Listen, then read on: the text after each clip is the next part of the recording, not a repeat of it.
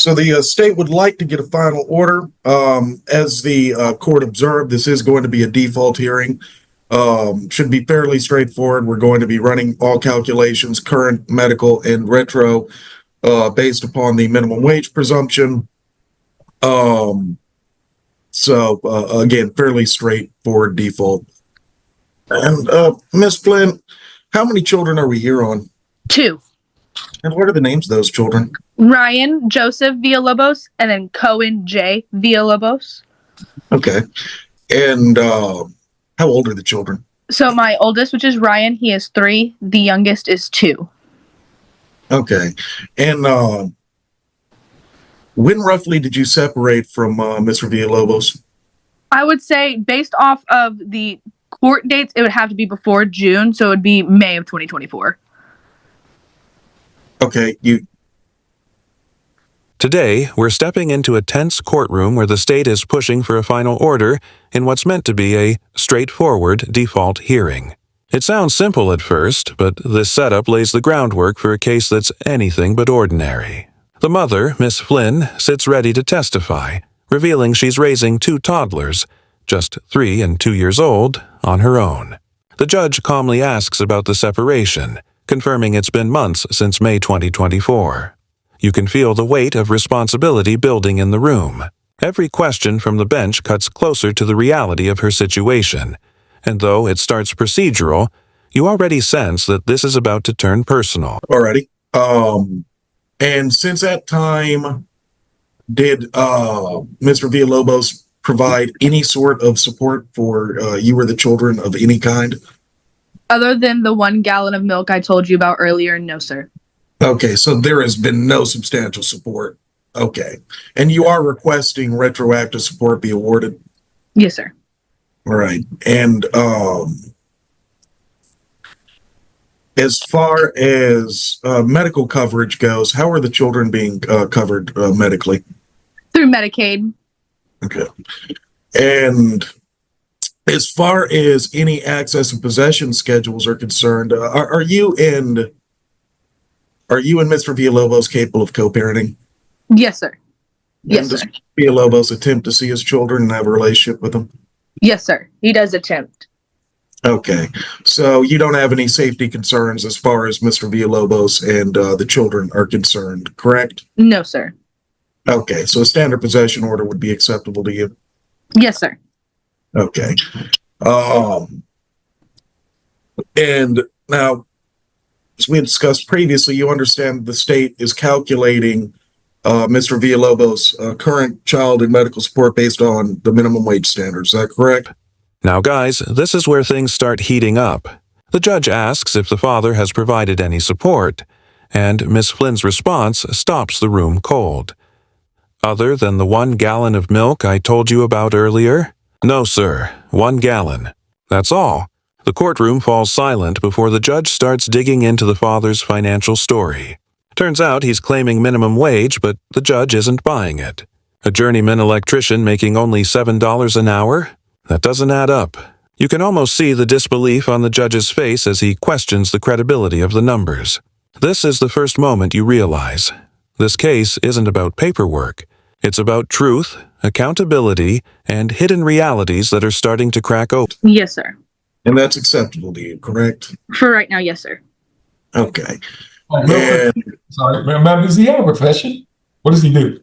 He is supposedly working electrical out of Copper's Cove, but would not tell me the exact company, so I was not able to provide that for you guys. The judge makes it clear he's not handing out leniency to anyone playing games. His voice sharpens as he says he's not going to give someone earning $28 an hour the benefit of a $7 wage order. Then Miss Flynn quietly confirms something big. Her ex once told her he made $19 an hour. That confession hits like a hammer. Suddenly, the judge has a solid number to anchor this case on. The calm in the room returns, but it's a different calm, one that comes with clarity. It's no longer speculation. The truth has been pulled out into the open, and the balance of the case is shifting hard in the mother's. All right. Does he have some type of electrician certifications? He should be working on his journeyman's. Mr. Gwynn, I'm a little hesitant to have a journeyman electrician at minimum wage, because that's probably earning somewhere between 3 to 4 times that amount, and he's just trying to hide it from us. Understandable, Judge. I can, if you want to put in recess, I can look into that further, see if I can have a child support review officer to do that, and if that can't find anything coming in, or at least get the statistics for Bell County, what a journeyman electrician makes at the lower rate, middle rate, and the high rate. Okay. Yeah, understood, Judge. I will get that back to you as soon as possible. Shouldn't take me very long. Thank you. All right, ma'am. There's ways for us to. We got statistics showing what people earn in this area, and we're going to try to look that up. And because again, I'm not going to give somebody who's making $28 an hour minimum wage $7 an hour a new. So anyway, yes, sir. We'll go ahead and see what that is, and we'll get back with you. And I do wanted to say that with his last electrical job, he was making $19 an hour. Okay. All right, good enough. So we'll start there and work for it. And he told you that specifically, correct, ma'am? Yes, sir. All right, well, the state can get that from you, and we'll at least start that amount. Thank you. Yes, sir. Thank you so much. All right, we'll be right back. Thank you. All right, we're back on the record on Bell County College number 25 DFAM 353232. In the interest of the labels minor children, the court recessed this matter to get some more accurate information as far as Mr. Ryan Villalobos' income potential based on what he does for a living. Anyway, we're back and ready to go. Ms. Flynn has already been sworn, and I'll allow the state to proceed at this time. Thank you. Well, the state would like to have the CSO sworn in. All right, Ms. Ada is going to be the one today. All right, thank you. Do you solemnly swear or affirm your testimony you're going to give here today is the truth, the whole truth, and nothing but the truth, so help you, ma'am? Yes, sir. All right, thank you very much. The state may proceed. Thank you. The state brings in the child support officer, a professional armed with hard data, not guesses. Under oath, she reveals the father's total 2024 income, $26,636.94. And here's the kicker. His current reports are below minimum wage. This isn't just lowballing, it's deception. You can feel the air tighten as the numbers confirm everything the judge suspected. Facts replace assumptions, and the state now has undeniable proof that the father's been misrepresenting his income. It's a powerful turning point. Justice isn't just spoken here. It's calculated, verified, and backed by evidence. Every courtroom needs a moment like this, when truth outweighs. All right, the state would like to call Brianna Atha. Yes, sir. And You state your full name for the record, ma'am. Brianna Atha. All right, thank you. And Miss Atha, what is your job title? I'm a child support officer. And what agency do you work for? I work for the Office of the Attorney General. And how long have you worked there? Approximately 4 years. And at that employer, you have access to reliable reports of employment information, including wages and dates of employment? I sure do. And in the regular course of your business, do you access those types of reports? Yes, I do. And have you accessed that information for the non-custodial parent in this case? Yes, I have. And what did you find his income to be in 2024? So for Mr. Villalobos, I was able to find a total income for 2024 for the entire year of $26,706.94. And my math is right. That comes out to about $2,225.58 per month, correct? Correct. Okay. And in 2025, has his income been reported below minimum wage? Everything that I have is reported below minimum wage. Yes, sir. Okay. Thank you. I have no further questions at this time, this witness, Judge. All right, thank you very much. Ms. Flynn, any questions of the CSO? No, sir. All right, you may proceed. Thank you. And the CSO, you're free to go. Thank you.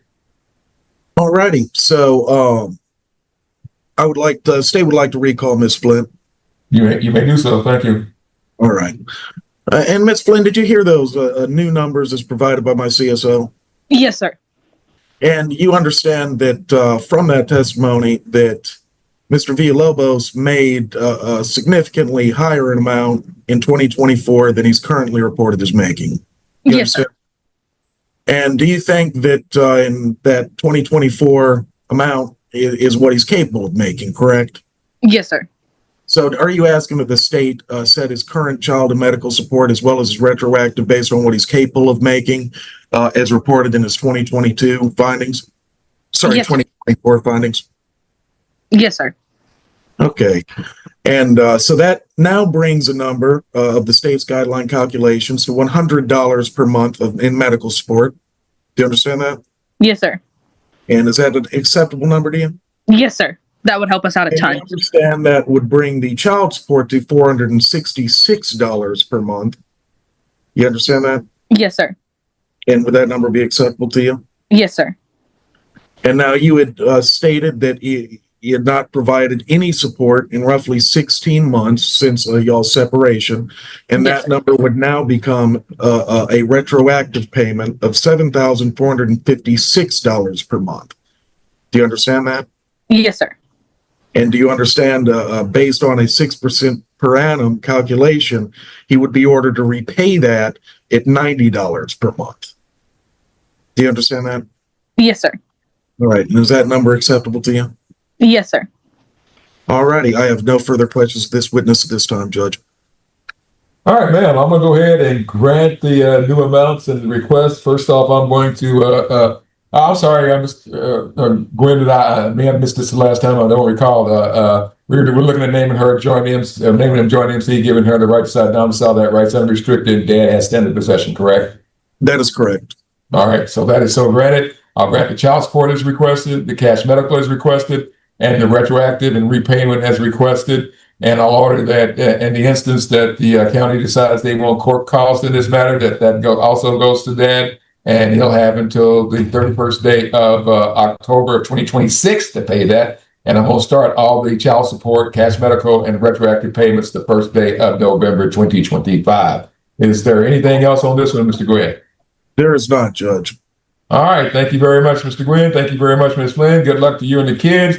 Have a happy Halloween, a happy Thanksgiving, and a Merry Christmas, and Happy New Year. And if you're into Seinfeld, then happy Festivus, okay? Yes, sir. Thank you. God bless you guys. Thank you, ma'am. We're off the record. Good luck. Thank you. Thank you, Judge.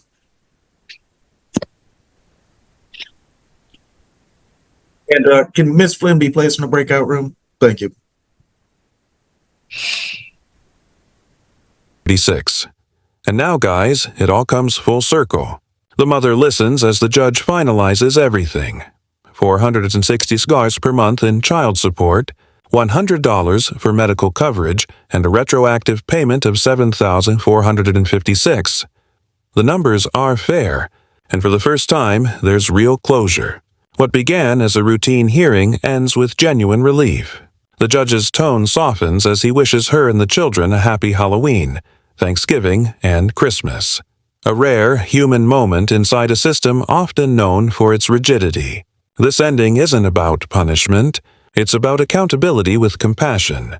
A case that started with 1 gallon of milk ends with justice served and dignity restored.